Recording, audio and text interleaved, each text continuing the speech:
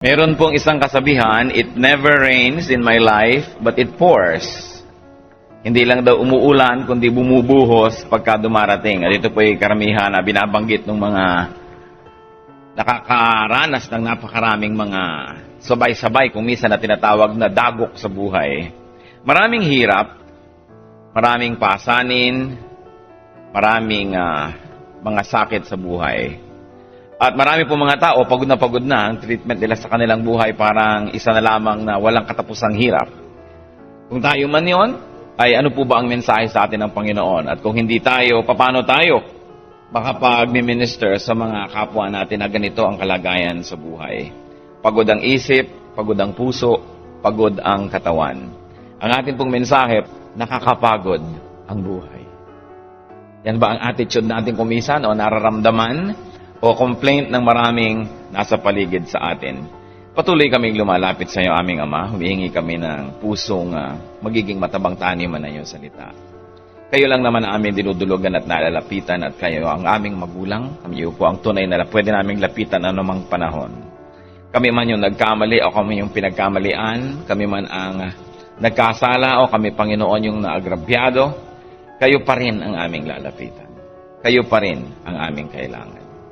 Humihingi kami, Panginoon, ng patuloy na paglilinis niyo. Nawa ay inyo po, Panginoong, hugasan namin mga kasalanan. Do not count our sins against the blessing that may be received by people through us. At kami, Panginoon, ay marapatin mo, di man dapat na maging daluyan na iyong pagpapala. Cleanse us. Kami, Panginoon, ay nagtukubli sa iyong likuran. Kayo po ang makita, kayo ang marinig. Ang kabutihan niyo po ang siyang mahayag sa aming lahat.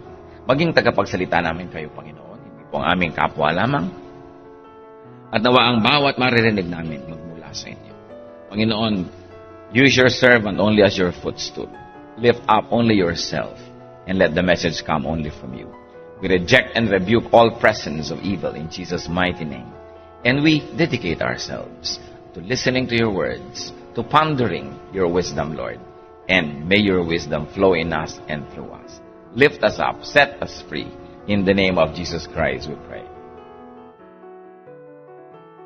Ito po ang ating mga reklamo sa buhay. Kuminsan, nakakapagod ng mabuhay. Marami kang mariringgang ganyan, lalo yung sunod-sunod ang mga problema. Ano po ba ang ating pag-uusapan ngayon? 5 complaints of man and 5 answers of God. Yan po ang ating mahalagang tingnan ngayon. 5 reklamo, bagamat marami yan, pero 5 lang ang pag-uusapan natin ngayon. People say, I'm too tired. Pagod na ako. I'm too tired of work, of burdens. I'm too tired of heartaches and difficulties, of pain and sorrow, of frustrations and rejection, of want or poverty. I'm too tired of sickness.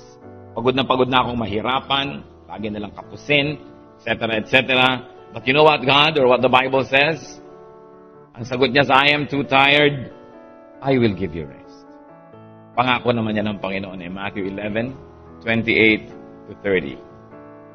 Come to me, all you who are weary and burdened, and I will give you rest. Take my yoke upon you and learn from me, for I am gentle and humble in heart, and you will find rest for your soul.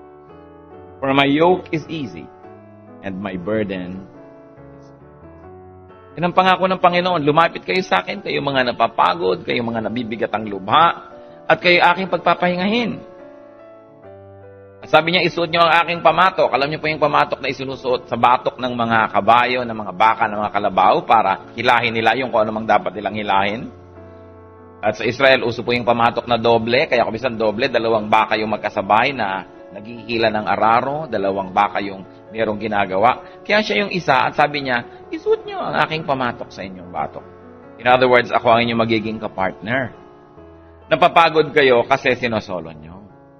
Napapagod kayo kasi sinasarili niyo ang inyong mga problema, ang inyong mga kabigatan. Sabi niya, narito ako. Bakit ako narito pa? Ako ang inyong kapartner sa buhay. Napapagod kayo kasi nakikipartner kayo sa tao lang eh. Makikipag-business partner kayo sa mga nagwa 1, 2, 3. Makikipag-ibigan kayo sa hindi naman kayo iibig. Makikipagbabutihan kayo sa hindi naman mabuti sa inyo. Umaasa kayo sa hindi nyo naman maaasahan. Ipinapako nyo ang tuon nyo sa hindi naman pwedeng pagpakuan dahil lagi silang wala. Sabi niya, take my yoke upon you. Learn from me. Sabi niya ganon. I am humble, I am gentle, I am kind, and my yoke is easy. Bakit daw po madali ang gawain at ang pamatok ng Panginoon? Kasi siya naman yung gumagawa. Siya naman ang may kaya Di naman natin kaya. Kala niyo ba yung mga doktor natin, sila talaga yung nagpapagaling sa atin? Ang Panginoon. Nagiging instrument sila. Akala niyo ba yung mga tumutulong sa atin, nagbibigay sa atin kumisa ng pera, ng tulong, sila talaga pinagmumula noon? Wala naman sila noon. Nung ipinanganak sila, may dala ba silang ganoon? Wala rin. Sa Panginoon din galing. Dumadaan din sa kanila lamang. Kumisan bumibigat ang mga suliranin natin, bumibigat ang buhay, kasi nalilimutan natin na meron tayo dapat katuwang. At yun ay ang Panginoon. And remember, rest is not absence of work or absence of burden, but the presence of the Lord, our helper. Sabi niya, take my yoke upon you. Hindi niya sinabing, wala ka nang dadalhin. Bahala ka na sa buhay mo, wala ka nang dala. Sabi, hindi. Pero, tutulungan kita. Halika tayo ang magkatulong dyan. At ayon po sa mga pag-aaral sa kulturang Pilipino, ang isa sa mga pinakamatayog na layunin ng maraming kababayan natin ay kaginhawahan. At yan ang pangako ng Panginoon. Rest. Rest for the body. Gustong-gusto nga niya, pati katawan natin nagpapahinga, kaya inuutusan yung mga amo, yung mga may kapangyarihan na dapat merong rest day, merong Sabbath ang inyong mga workers. Rest for the soul, rest for the spirit. Paano po, inis na ako, galit na ako sa mga may atraso sa akin. Alam niyo po, ang itinuturo ng Panginoon na paraan na magpapahinga dyan, magpatawad. Magpatawad ka na lang, ginapahinga ka. Kasi kaya hindi ka pa napapahinga, hindi ka pa nagpapatawad. Kasi po yung pagpapatawad, one way. Hindi nyo kailangan ng consent nila, hindi nyo kailangan ng pagbayag nila o cooperation nila. It's all in your heart. So if you give it, tapos na. Napahinga na kayo.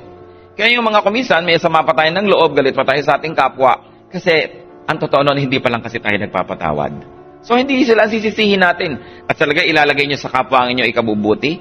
Sa dami ng masama sa mundo, kung hindi kayo marunong magpatawad, logi kayo, lagi kayong nagalit. Kaya dala-dala nyo sa inyong kamay ang susi ng inyong kapayapaan. Magpatawad. Hindi nyo kailangan ng cooperation ng mga masasama sa paligid, ng mga nagkakamali. On your own, you can do it by yourself. Sabi nyo, mahirap magpatawad. Totoo, pero mas mahirap din namang hindi magpatawad Mahirap din lang pareho. Magpatawad ka na, napahinga ka pa. In forgetting, we have to learn to forget. Kaya sabi sa Bible, love keeps no record of wrongs. When we keep records of wrongs, we don't get rested. Kaya yung mga halimbawa, sasabihin nyo, hindi, napatawad na kita, pero galit ka pa rin dito sa puso mo. Hindi ka pa totoo nagpapatawad. Baka it's a delusion. It is a lie. Rest. Kung pagod na kayo, God promises rest. Kaya kumisan, kahit yung mga taong hyperactive, nagkakaroon na tuloy ng sakit para mapahiga ang katawan, maubligang magpahinga. Kasi talagang pahinga ang kailangan ng ating sistema. Katawan, puso, isip.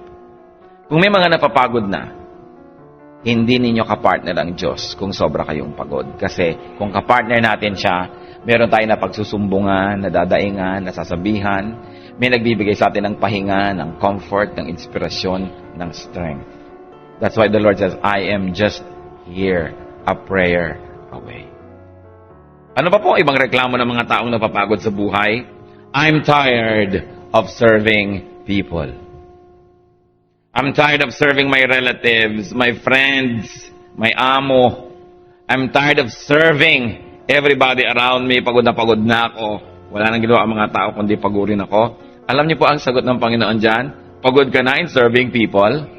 Serve me. Colossians 3:23 and 24.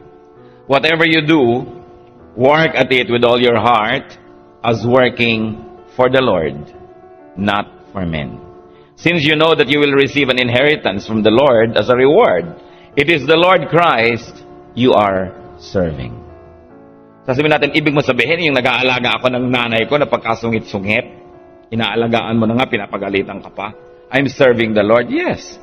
Kasi ang sabi ng Panginoon, whatever you do to the least of this, you do to me. Nilikha ng Diyos ang lahat ng tao, mahal niya ang lahat ng tao. Sino mang naglilingkod sa mga tao na yon ay parang ang Panginoon rin ang pinaglilingkuran. At sino man ang sumasakit sa mga taong yon, ang gumagawa ng masama sa kanila, ang Panginoon din ang ginagawa ng masama. Kasi ang Panginoon ang magulang nating lahat.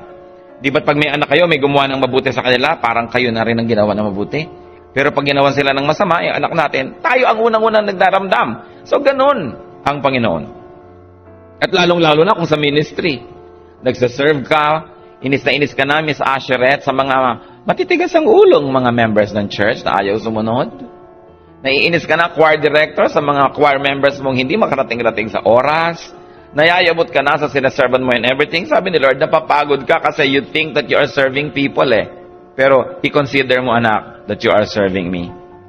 In other words, ina-appreciate kung ginagawa mo, di ka man nila ina-appreciate. Ang dami pong tao pagod kasi ang ating Diyos, kapwa-tao lang. Pag na-in love, talaga namang nabaliw na ng gusto.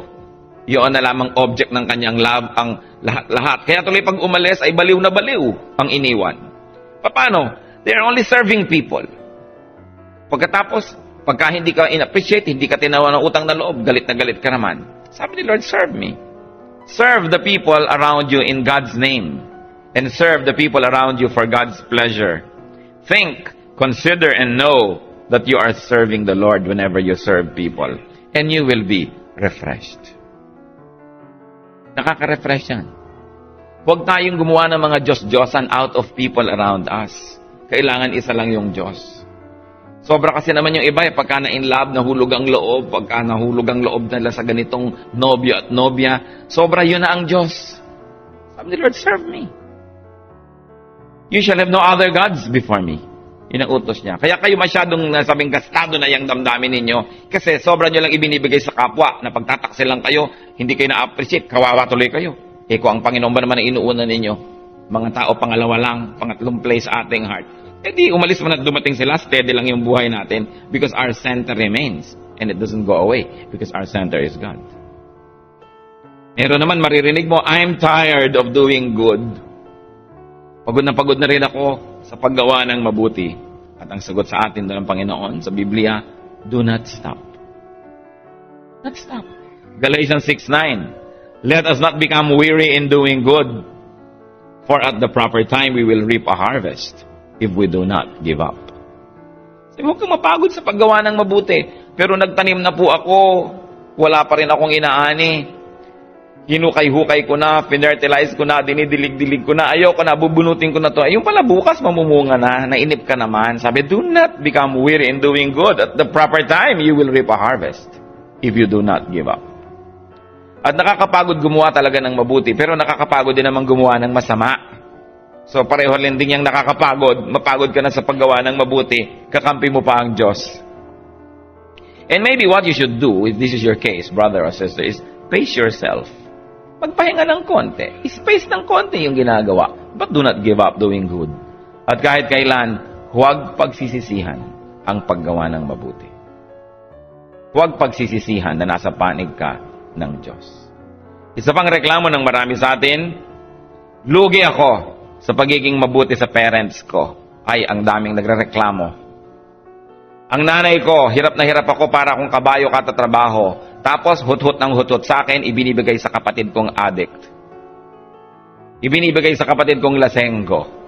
Nung araw, pare-pareho lang kami naghihirap sa buhay. Nag-working student pa ako para makatapos. Yung mga kapatid ko, ang aagang nag-asawa, humarurot ng pag-alembong. Pagkatapos ngayon, akong papaaral sa mga pamangkin ko. Ang daming ganyan. Di ba mga istorya ng Pinoy?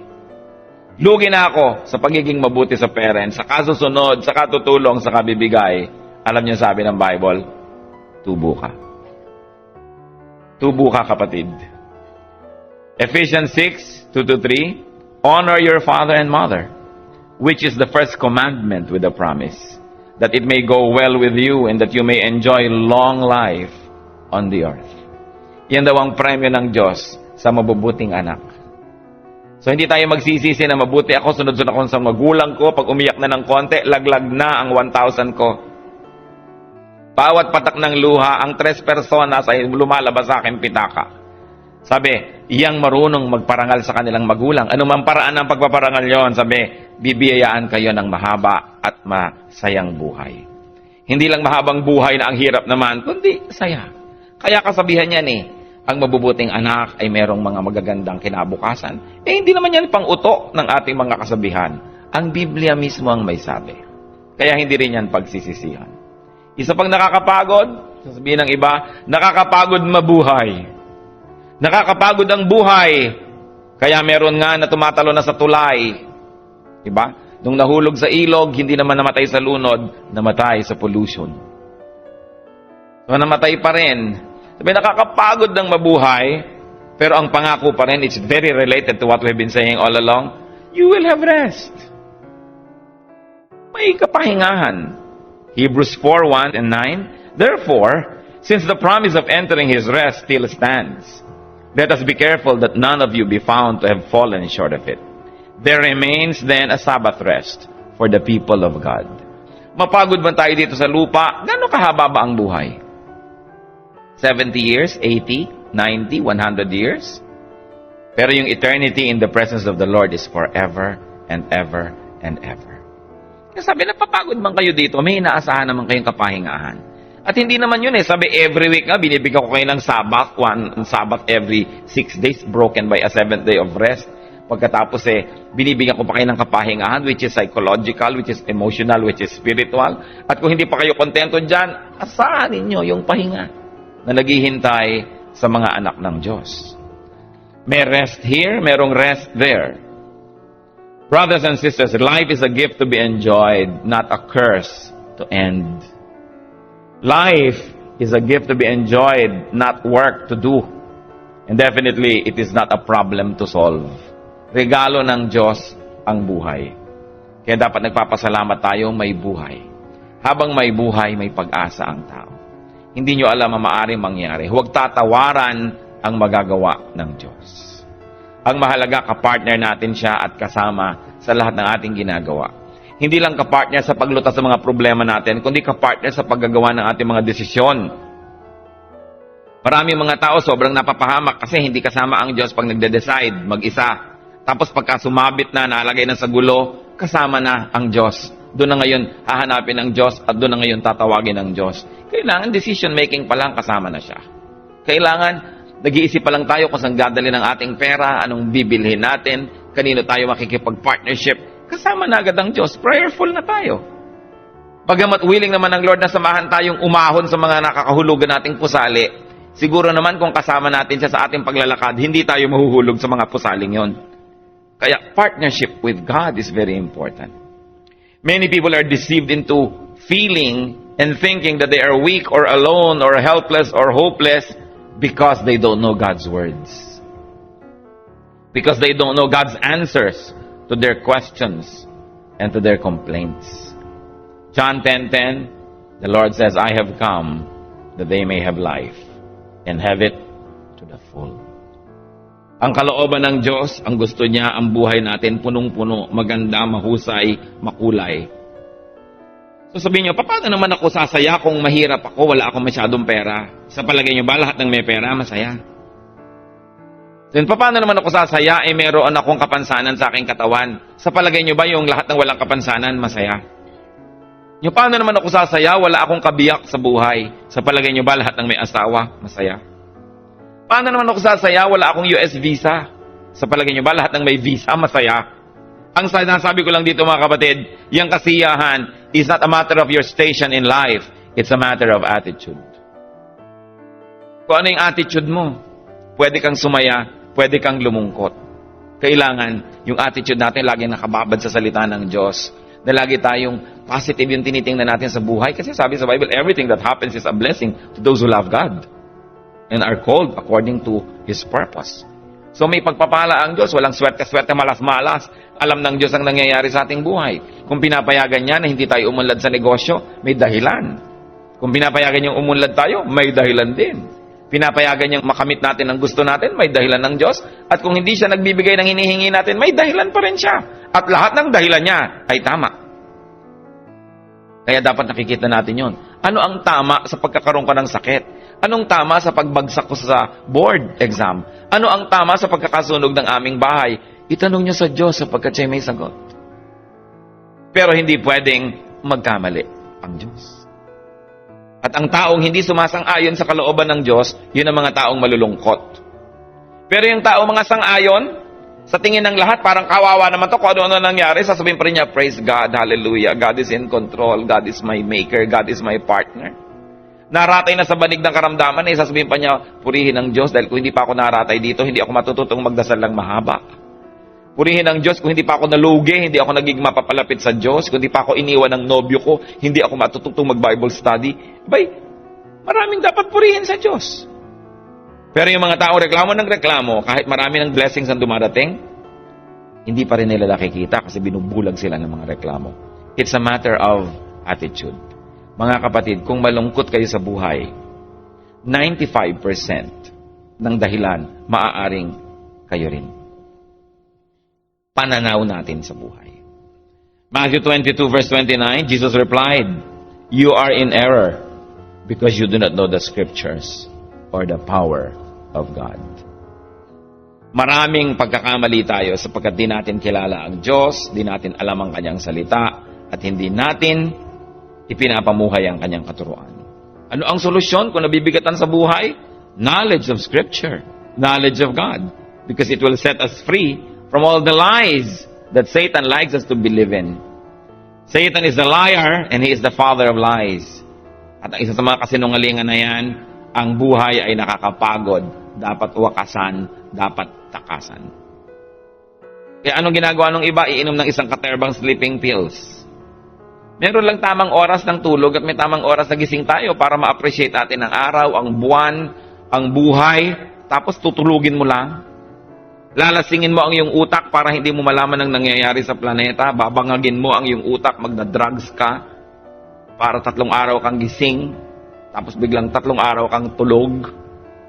Hindi tayo kasabay sa rhythm ng mundo na nilikha ng Panginoon. Marami, hindi nila na-appreciate ang pang-araw-araw na buhay na ibinibigay ng Panginoon kasi tinatakasan. Umagang-umaga pa lang naglalasing na para malasing na ang utak. Tinatakasan ang mundo. Life is not a prison to escape from. It is a garden to enjoy. But you've got to open your eyes to the beauty of life. Kahit pa nga marami tayong mga pangangailangan kumisang hindi natutugon. At kung gano'n nga ang nangyayari, dapat pa rin tayo magtanong, bakit ang hirap-hirap ko? Gusto ba ako ng Diyos na maging mahirap? Ano ang mali sa ginagawa ko, sa pamantayan ko sa buhay, sa estilo ko sa buhay? Bakit puro na lang hirap?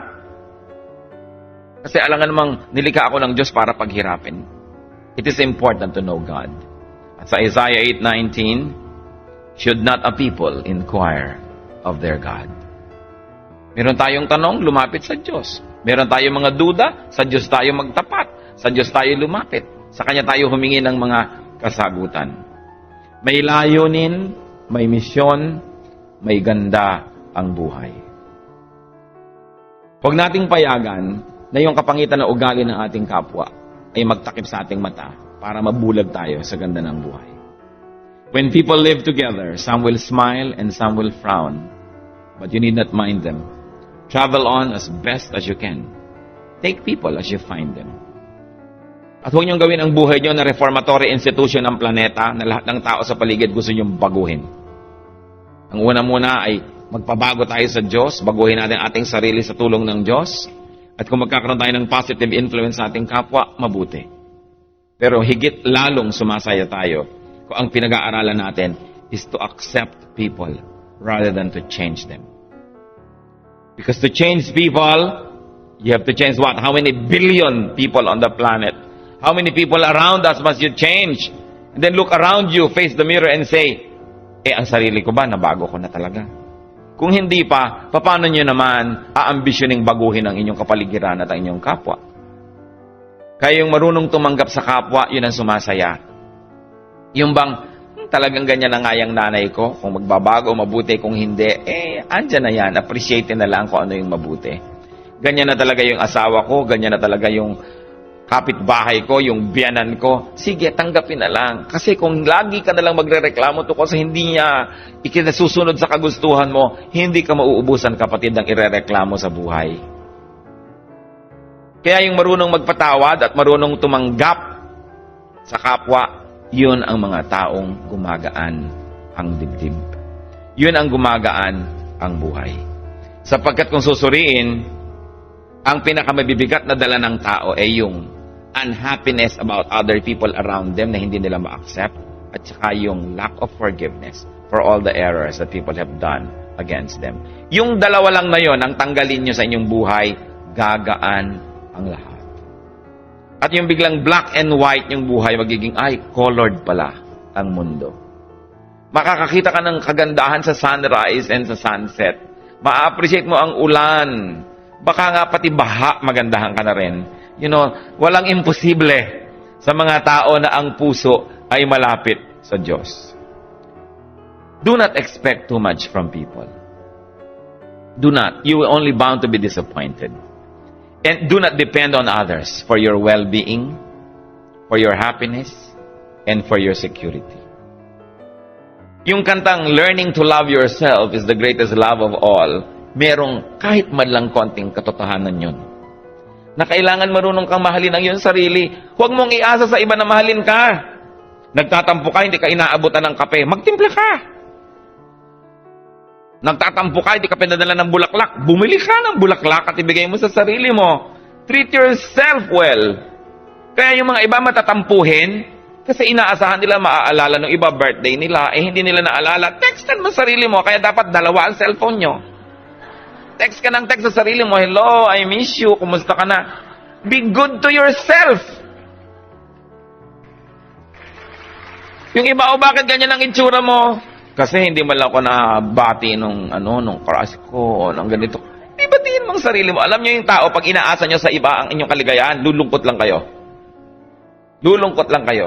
Kaya, mahalin ang sarili, hindi yun masama. Kasi pag hindi nyo minahal ang sarili nyo, paano kayo magmamahal ng iba? You cannot give what you do not have. So, mahalin ang sarili. Be good to yourself. Yung iba, kaya ayun, bakit ito naglalakad sa tabi ng dagat at gustong tumalon? Kasi yung lifetime savings, itinakbo ng boyfriend. Bakit mo binigay? Diba? Konti-konti lang, huwag mong ibibigay ang lahat-lahat. Lalo, boyfriend mo pa lang, ano ba? Kaya kawawa naman. Ito, nagpakatipid-tipid, nagpakahirap-hirap. Maraming mga magulang. O bakit bigong-bigo? 90 anyos, 85 anyos, puro kapaitan. Sabi, paano? Lahat ibinigay ko sa anak ko. Lahat, hindi ako kumain ng masarap. Kami mag-asawa, lahat ibinigay namin. Pinag-aral namin sa mahal na school. Pinakasal namin na maganda. Tapos, ayan ngayon, hindi man lang kami maalala. Ba't yung ibinigay lahat? Kasi, mga magulang marunong di kayo dapat mag-enjoy sa sarili. Hindi yung makikita mo sa probinsya, walang kinakain kundi mga talbos-talbos. Pagdating ng anak, pagka-semestral break, inipon na lahat, ibinigay lahat. Hindi masama. But you've got to learn to save for yourself. At lalo kayo, kung mga bago pa lang kayong parents, kumuha kayo ng mga insurance, mag-save kayo. Huwag niyong iasa ang pagtanda niyo sa inyong mga anak. Mabuti ng mabuti kung mabuti ang inyong anak. Pero kung minsan nga, 10 anak, wala lahat. Nasa abroad din lahat, wala ka rin kasama sa buhay. Kung minsan naman, ang bubuti ng anak mo, naman mga impacting ang iyong mga manugang. Paano na? Siyempre, mai-influence yan, honey. Hindi ka na naalala ng anak mo dahil kay honey. Kaya dapat, nagtitira sa sarili. Huwag niyong ibibigay lahat. Huwag niyong iaasa sa iba ang inyong kakanin o ihihinga o hihigan. Dahil pag hindi kayo inalala, paano? Di kawawa kayo? So sabi ng kanta, learning to love yourself is the greatest love. Greatest siguro in terms of ito ang pinakadakila, kundi it is the priority muna, unahin niyo yung sarili. Di ba kahit sa aeroplano, kung sasakay kayo, sasabihin ng mga stewardess, in case na nawala ng oxygen, anong gagawin mo? May malalaglag daw ng mga oxygen mask, kabitan mo muna ang iyong sarili bago mo kabitan ng kasama mo. Kasi paano mo pakakabitan kung asul ka na? You've got to have life so that you can give life. Do not depend on others too much. Thoughtfulness, be thoughtful of yourself. No? Be kind to yourself. Not at the expense of being unkind to others. Importante. And then depend on God, of course. Work for God. Work with God. And whatever your burden is, gagaan. So ano po ang mga dapat nating isipin? Ano ang mga dapat nating maalala sa mga reklamo? Sinabi ng Panginoon, I'll give you rest if you're too tired. If you're tired of serving people, sabi ni Lord, serve me. You're tired of doing good? Sabi ni Lord, don't stop. Magpahinga ka lang ng konti, pero ituloy mo yan. Lugi ka sa pagmabuti sa magulang, tubo ka. Huwag pagsisihan. Napapagod mabuhay? Sabi, you will find rest. Kung hindi man dito, sa kabilang buhay. Meron yan. Hindi pwedeng wala. Tayo'y narito pa dahil may gagawin pa tayo. Kasi kung tapos na't wala nang ipapagawa ang Diyos, not 1 second longer will make you live on earth. Habang narito pa tayo, may kahulugan pa, may buhay pa, may mission pa, at mayroon pang kaligayahan na naghihintay sa atin. Kasi ang Diyos, exact ang kanyang arithmetic. Kung tapos ka na dito, kukunin ka na. Narito pa tayo dahil gusto pa ng Diyos. Hindi tayo dapat mapagod mabuhay. Panginoon, salamat sa iyong kabutihan sa amin. Salamat sa iyong mga pagpapaalala. At salamat, Panginoon, sapagkat kayo ay tunay na pinagmumulan ng kaliwanagan sa aming puso. Nawa, Panginoon, ang aming dalangin kung may mga kapatiran kaming nakikinig ngayon sa iyong salita. Na ganito ang kalagayan, napapagod na sa buhay, kung minsan gusto nang sumuko. Ipakita mo sa amin, Panginoon, ang kabanalan ng buhay. That life is sacred because it comes from you. Na maluwalhati namin kayo, masamba sa pamamagitan ng pagiging buhay. Na buhay na hindi lamang naman hinahanap nyo yung buhay na nagdarasal, nagpupunta sa church, kundi buhay na natutuwa kaming ma-enjoy ang iyong creation. When we have a cool shower, when we drink a steaming cup of coffee, when we enjoy the breeze, O Lord, when we look at the sunset, when we find the beauty of the stars, that we remember you, that you want us to enjoy. You have surrounded us with so many beautiful things to soothe us, to please us. Nawa, Panginoon, makita namin kayo sa mamunting mga bagay. May we find you, Lord, in the smile of a child, in the small gestures and touch from our friends. Makita namin kayo, Panginoon, sa mga natatanggap naming cards and text messages. Makita namin ang kabutihan ninyo. Maging sa mga na-enjoy namin, Panginoon, na hangin from electric fans, from air conditioning. Lahat ng mga natural things na ito, Panginoon, you arrange and you rearrange and you enable men to arrange and rearrange for our comfort, for our enjoyment. You are a very thoughtful God. Pag nag-enjoy kami, Panginoon, ng malamig na inumin, ng mainit na pagkain, maalala namin kayo that even temperature comes from you. Pag kami, Panginoon, yung nagkakaroon ng fever, maalala namin how you have designed our body to fight foreign matter, Lord, that tries to make us sick. That's why our body responds. Pagka nasusugatan kami, Lord, at nag-aampat yung dugo, Lord. When our blood stops flowing because of the mechanisms that you have given our body, maalala namin kayo. Pag inaantok kami, Lord, na gusto na namin magpahinga sa natural response of our body to being tired, maalala namin that you designed our body so we will rest. And when we wake up, Father, after our sleep with refreshed energy, maalala rin namin kayo ang may bigay nito at mayroong dapat puntahan yung energy na to. And that is to glorify you, to worship you, and to help our fellow men. Makita nawa namin kayo, Panginoon, sa bawat sulok ng aming buhay. Makita namin kayo maging sa mga hirap na aming pansamantalang nararanasan. Maging sa mga pagsubok. Makita namin ang iyong kamay at maalala namin, kasama namin kayo. Kayo po yung aming kapartner. Ipaalala Diyos sa amin ang lahat. At sa mga kapatiran, Panginoong, napaka-pinagpalang, hindi nararanasan ang ganitong mga ideyang mapagod sa buhay, meron naman kayong calling para sa amin. You comfort us so we can comfort others. Kaya sa mensaheng ito, ipaalala mo rin sa amin kung hindi man kami ang tinutukoy nito, na marami sa aming paligid na ganito. Maging sensitive kami. Maging maibigin. Maging matulungin. Sapagkat kung kami may malusog, maginhawa, mariwasa o maluwag sa buhay, hindi lahat ng tao sa paligid namin ay ganon. Teach us, Lord, take seriously the sense of mission that you give us. And that is to be an extension of your kingdom, to be an ambassador of your kingdom,